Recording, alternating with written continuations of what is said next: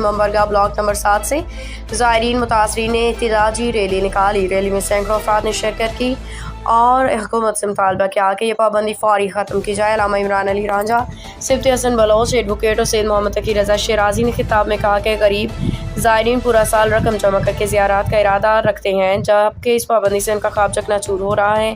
مقررین کے مطابق زائرین نے ویزا، ہوٹل، ٹرانسپورٹ، دیگر اخراجات میں 3 ارب روپے سے زائد خرچ کر دیے۔ 600 گاڑیوں کے NOC جاری ہونے کے باوجود بائی روڈ سفر پہ پابندی ظلم کے مترادف۔ انہوں نے کافی گاڑی 5 لاکھ روپے بکنگ کے مد میں ادا کیے جا چکے ہیں۔ اگر کوئٹہ کا راستہ بند ہے تو گوادر کے راستے اجازت دی جائے۔ مقررین نے کہا کہ وزیر داخلہ خود سادات میں سے ہیں، انہوں نے زائرین کے جذبات کا ادراک ہونا چاہیے۔ اگر پابندی ختم نہ کی گئی تو پرامن احتجاج کا حق استعمال کیا جائے گا۔